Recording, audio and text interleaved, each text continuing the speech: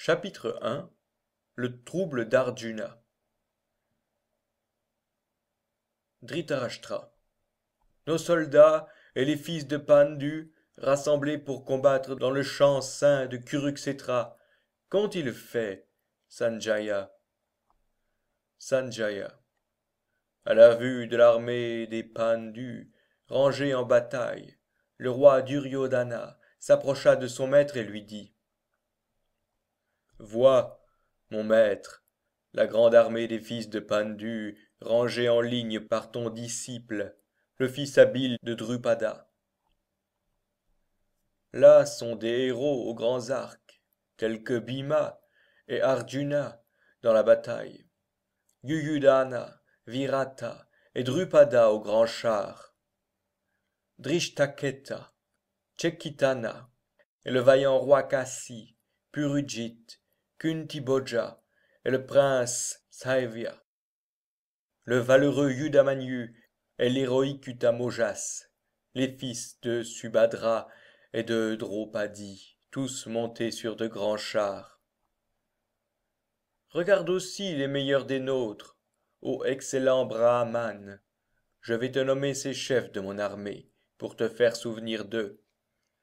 Toi d'abord, puis Bhishma, Karna et Kripa le victorieux, Asavathama, Vikarna, le fils de Somadatta, et tant d'autres héros qui pour moi livrent leur vie.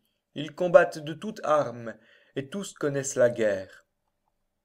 Sous la conduite de Bhishma, nous avons une armée innombrable, mais la leur, à laquelle Bhima commande, peut être comptée. Que chacun de vous, dans les rangs, garde la place qui lui est échue, et tous défendez Bhishma. Pour animer les cœurs, le grand aïeul des Kurus poussa un cri semblable au rugissement du lion, et sonna de la conque. Et aussitôt, conque, fifre, timbales et tambours résonnent avec un bruit tumultueux. Alors, debout sur un grand char attelé de chevaux blancs, le meurtrier de Madhu et le fils de Pandu enflèrent leurs conques célestes. Les guerriers aux cheveux dressés enflaient la gigantesque. Le héros vainqueur des richesses, la divine, Bhima ventre de loup, aux œuvres terribles, enflait la grande conque de roseau. Les fils de Kundi, Yudhishthira, tenaient la triomphante. Nakula et Sahadeva portaient la mélodieuse et la trompe des pierreries et des fleurs. Le roi de Kachi au bel arc, et Sikandin au grand char, Drishtadyumna, Virata et Satyaki l'invincible. Drupada et tous les fils de Draupadi et les fils de Shubhadra aux grands bras enflèrent chacun leur conque. Ce bruit, qui déchirait les cœurs des fils de Dhritarashtra, faisait retentir le ciel et la terre.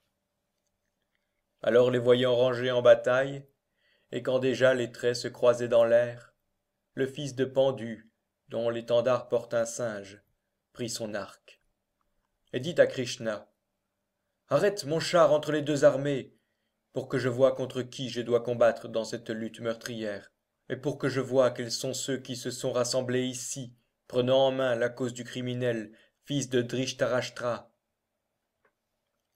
Interpellé de la sorte par Arjuna, Krishna, la chevelure hérissée, arrêta le beau char entre les deux fronts de bataille.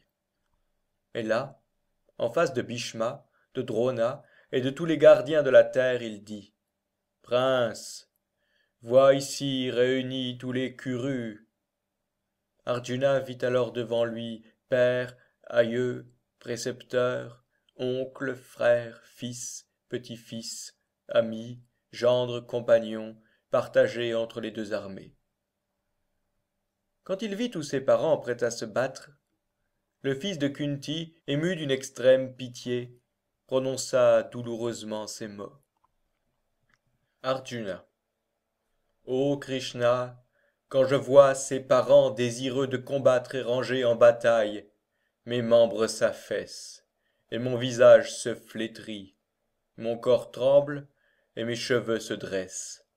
Mon arc s'échappe de ma main, ma peau devient brûlante, je ne puis tenir debout, et ma pensée est comme chancelante.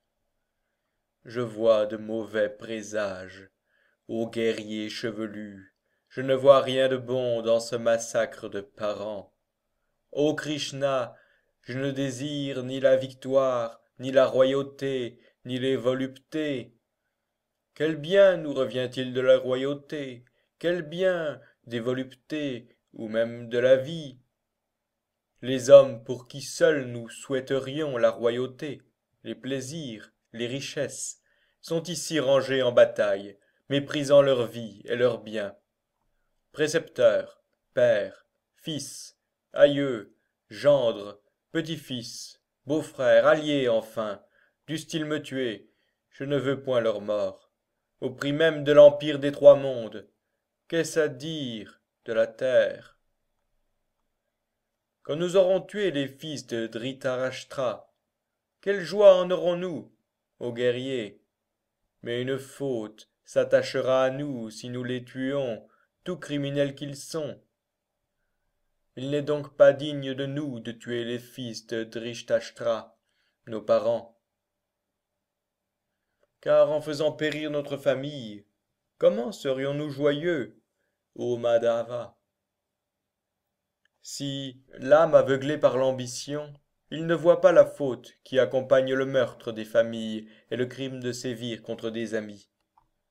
Est-ce que nous-mêmes ne devons-nous pas nous résoudre à nous détourner de ce péché quand nous voyons le mal qui naît dans la ruine des familles? La ruine d'une famille cause la ruine des religions éternelles de la famille. Les religions détruites, la famille entière est envahie par l'irréligion. Par l'irréligion. Ô Krishna, les familles de la famille se corrompent. De la corruption des femmes, ô pasteur, naît la confusion des castes. Et par cette confusion tombent aux enfers les pères des meurtriers et de la famille même, privés de l'offrande des gâteaux et de l'eau. Aussi, par ces fautes de meurtriers des familles qui confondent les castes, sont détruites les lois religieuses éternelles des races et des familles. Et quant aux hommes dont les sacrifices de famille sont détruits, l'enfer est nécessairement leur demeure. C'est ce que l'Écriture nous enseigne. Oh! Nous savons résolument de commettre un grand péché si, par l'attrait des délices de la royauté, nous sommes décidés à tuer nos proches,